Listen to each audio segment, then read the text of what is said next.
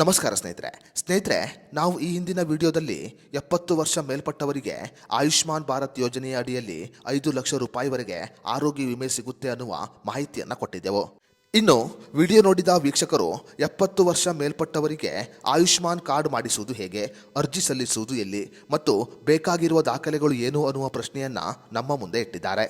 ಹಾಗಾದರೆ 70 ವರ್ಷ ಮೇಲ್ಪಟ್ಟವರಿಗೆ ಆಯುಷ್ಮಾನ್ ಕಾರ್ಡ್ ಮಾಡಿಸುವುದು ಹೇಗೆ, ಅರ್ಜಿ ಸಲ್ಲಿಸುವುದು ಎಲ್ಲಿ ಮತ್ತು ಬೇಕಾಗಿರುವ ದಾಖಲೆಗಳು ಏನು ಅನ್ನೋದರ ಬಗ್ಗೆ ಸಂಪೂರ್ಣ ಮಾಹಿತಿಯನ್ನು ಈ ವಿಡಿಯೋದಲ್ಲಿ ನಾವು ನಿಮಗೆ ತಿಳಿಸಿಕೊಡ್ತೀವಿ.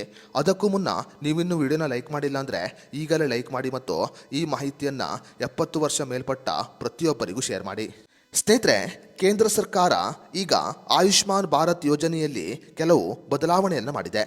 ಹೊಸ ಬದಲಾವಣೆಯ ಪ್ರಕಾರ 70 ವರ್ಷ ಮೇಲ್ಪಟ್ಟವರು ಕೂಡ ಆಯುಷ್ಮಾನ್ ಭಾರತ್ ಯೋಜನೆಯ ಅಡಿಯಲ್ಲಿ 5 ಲಕ್ಷ ರೂಪಾಯಿವರೆಗೆ ಆರೋಗ್ಯ ವಿಮೆಯನ್ನು ಪಡೆದುಕೊಳ್ಳಬಹುದು.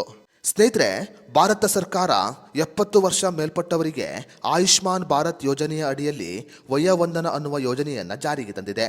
70 ವರ್ಷ ಮೇಲ್ಪಟ್ಟವರು ಆಯುಷ್ಮಾನ್ ಭಾರತ್ ವಯೋವಂದನ ಯೋಜನೆಯಲ್ಲಿ 5 ಲಕ್ಷ ರೂಪಾಯಿವರೆಗೆ ಉಚಿತ ಚಿಕಿತ್ಸೆಯನ್ನು ಪಡೆದುಕೊಳ್ಳಬಹುದು. ಆಯುಷ್ಮಾನ್ ಭಾರತ್ ಯೋಜನೆಯಲ್ಲಿ ಬಿಪಿಎಲ್ ರೇಷನ್ ಕಾರ್ಡ್ ಇದ್ದವರು ಮಾತ್ರ 5 ಲಕ್ಷ ಆದರೆ 70 ವರ್ಷ ಮೇಲ್ಪಟ್ಟವರಿಗೆ ಯಾವುದೇ ರೇಷನ್ ಕಾರ್ಡುಗಳ ಅಗತ್ಯವಿಲ್ಲ. ಅದೇ ರೀತಿಯಲ್ಲಿ 70 ವರ್ಷ ಮೇಲ್ಪಟ್ಟವರು ಯಾವುದೇ ರೀತಿಯ ಆದಾಯ ಪ್ರಮಾಣ ಪತ್ರವನ್ನು ಕೊಡುವ ಅಗತ್ಯ ಕೂಡ ಇರುವುದಿಲ್ಲ. ಕೇವಲ ತಮ್ಮದೊಂದು ಆಧಾರ್ ಕಾರ್ಡ್ ಕೊಡುವುದರ ಮೂಲಕ 70 ವರ್ಷ ಮೇಲ್ಪಟ್ಟವರು ಆಯುಷ್ಮಾನ್ ಭಾರತ್ ವಯೋವಂದನ ಯೋಜನೆಯಲ್ಲಿ 5 ಲಕ್ಷ ರೂಪಾಯಿವರೆಗೆ ಉಚಿತ ಚಿಕಿತ್ಸೆಯನ್ನು ಪಡೆದುಕೊಳ್ಳಬಹುದು. 70 ವರ್ಷ ಮೇಲ್ಪಟ್ಟವರು 5 ಲಕ್ಷ ರೂಪಾಯಿವರೆಗೆ ಉಚಿತ ಚಿಕಿತ್ಸೆಯನ್ನು ಪಡೆದುಕೊಳ್ಳಲು ವಿಶೇಷವಾದ ಆಯುಷ್ಮಾನ್ ಭಾರತ್ ಕಾರ್ಡ್ ಅನ್ನು ಮಾಡಿಸಿಕೊಳ್ಳಬೇಕು.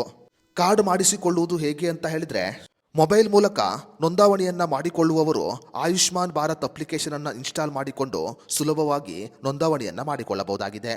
ಅದೇ ರೀತಿಯಲ್ಲಿ ಸಾಮಾನ್ಯ ಸೇವಾ ಕೇಂದ್ರಗಳಲ್ಲಿ ಕೂಡ ನೀವು ಆಯುಷ್ಮಾನ್ ಭಾರತ್ ಯೋಜನೆಗೆ ನೋಂದಾವಣಿಯನ್ನ ಮಾಡಿಕೊಳ್ಳಬಹುದು. ಇಲ್ಲವಾದರೆ ಆಯುಷ್ಮಾನ್ ಭಾರತ್ನ ಅಧಿಕೃತ ವೆಬ್ಸೈಟ್ಗೆ ಭೇಟಿ ನೀಡುವುದರ ಮೂಲಕ ಕೂಡ ನೋಂದಾವಣಿಯನ್ನ ಮಾಡಿಕೊಳ್ಳಬಹುದಾಗಿದೆ. 70 ವರ್ಷ ಮೇಲ್ಪಟ್ಟವರು ಆಯುಷ್ಮಾನ್ ಭಾರತ್ ವಯೋವಂದನ ಯೋಜನೆಯ ಕಾರ್ಡ್ ಅನ್ನ ಮಾಡಿಸಿಕೊಳ್ಳಬೇಕಾದರೆ ಕಡ್ಡಾಯವಾಗಿ ಈ KYCಯನ್ನ ಮಾಡಬೇಕಾಗಿದೆ. ಆಧಾರ್ ಕಾರ್ಡಿನ ಮೂಲಕ ಈ KYCಯನ್ನ ಮಾಡಿದ ನಂತರವೇ ನಿಮಗೆ ಕಾರ್ಡುಗಳು ಸಿಗುತ್ತೆ.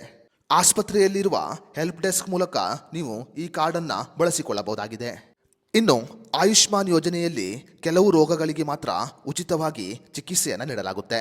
ಹಾಗಾದರೆ ಯಾವ ಯಾವ ರೋಗಗಳಿಗೆ ಉಚಿತವಾಗಿ ಚಿಕಿತ್ಸೆಯನ್ನು ನೀಡಲಾಗುತ್ತೆ ಅನ್ನೋದರ ಬಗ್ಗೆ ಮಾಹಿತಿಯನ್ನು ನಾವೀಗ ತಿಳಿಯೋಣ. ಸ್ನೇಹಿತರೆ, ಆಯುಷ್ಮಾನ್ ಭಾರತ್ ಯೋಜನೆಯಲ್ಲಿ ಸುಮಾರು 1600 ರೋಗಗಳು ಮತ್ತು ಶಸ್ತ್ರಚಿಕಿತ್ಸೆಗಳಿಗೆ ಪೂರ್ಣ ಪ್ರಮಾಣದ ಉಚಿತ ಚಿಕಿತ್ಸೆ ನೀಡಲಾಗುತ್ತೆ. ಉದಾಹರಣೆಗೆ ಹಾರ್ಟ್ ಆಪರೇಷನ್, ಮೂತ್ರಪಿಂಡ ಡಯಾಲಿಸಿಸ್, ಕ್ಯಾನ್ಸರ್ ಚಿಕಿತ್ಸೆ, ಕಣ್ಣಿನ ಆಪರೇಷನ್, ಮೆದುಳಿನ ಆಪರೇಷನ್, ಮೂಳೆ ಬದಲಾವಣೆ, ಡಯಾಬಿಟಿಸ್ ಮತ್ತು ಬಿಪಿಗೆ ಸಂಬಂಧಿಸಿದ ಸಮಸ್ಯೆಗಳು, ಅಪಘಾತ ಮತ್ತು ತುರ್ತು ಚಿಕಿತ್ಸೆಗಳು ಸೇರಿದಂತೆ ಹಲವು ರೋಗಗಳಿಗೆ ಉಚಿತವಾಗಿ ಚಿಕಿತ್ಸೆಯನ್ನು ಪಡೆದುಕೊಳ್ಳಬಹುದು. ಇನ್ನು ಆಯುಷ್ಮಾನ್ ಭಾರತ್ ವಯೋವಂದನ ಯೋಜನೆಯ ಕವರೇಜ್ ಬಗ್ಗೆ ಮಾತನಾಡುವುದಾದರೆ, ನೀವು ಆಸ್ಪತ್ರೆಗೆ ದಾಖಲಾದ ಮೊದಲ ದಿನದಿಂದಲೇ ಕವರೇಜ್ ಆರಂಭವಾಗುತ್ತೆ. ಚಿಕ್ಕ ಆಪರೇಷನ್ಗಳನ್ನು ಮಾಡಿಸಿಕೊಳ್ಳುವವರು ಕಡ್ಡಾಯವಾಗಿ 3 ರಿಂದ 5 ದಿನಗಳ ಕಾಲ ಆಸ್ಪತ್ರೆಯಲ್ಲಿ ದಾಖಲಿರಬೇಕಾಗುತ್ತೆ. ಅದೇ ರೀತಿಯಲ್ಲಿ ದೊಡ್ಡ ಆಪರೇಷನ್ಗಳು ಅಂದರೆ ಹಾರ್ಟ್ ಆಪರೇಷನ್ ಆಗಿರಬಹುದು, ಕ್ಯಾನ್ಸರ್ ಆಪರೇಷನ್ ಆಗಿರಬಹುದು, ಕನಿಷ್ಠ ಅಂದರೂ 7 ರಿಂದ 10 ದಿನಗಳ ಕಾಲ ಆಸ್ಪತ್ರೆಯಲ್ಲಿ ದಾಖಲಿರಬೇಕು. ICU ಮತ್ತು ತುರ್ತು ಚಿಕಿತ್ಸೆಗೆ ನೀವು ವೈದ್ಯರ ಸಲಹೆಯಂತೆ ಆಸ್ಪತ್ರೆಯಲ್ಲಿ ದಾಖಲಿರಬೇಕಾಗುತ್ತೆ.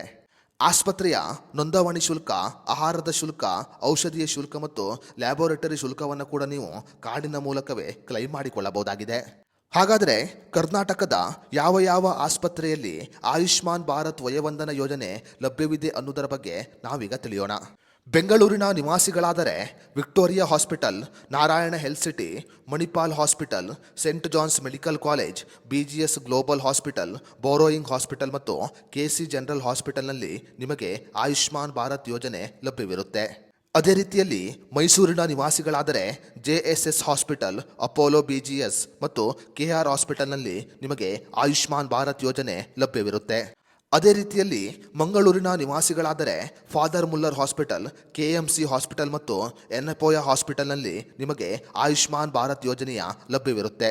ಕೊನೆಯದಾಗಿ ಹುಬ್ಬಳ್ಳಿ ಮತ್ತು ಧಾರವಾಡ ನಿವಾಸಿಗಳಾಗಿದ್ದರೆ ಅವರಿಗೆ KIMS ಹಾಸ್ಪಿಟಲ್ ಮತ್ತು SDM ಮೆಡಿಕಲ್ ಕಾಲೇಜ್ನಲ್ಲಿ ಆಯುಷ್ಮಾನ್ ಭಾರತ್ ಯೋಜನೆ ಲಭ್ಯವಿರುತ್ತೆ.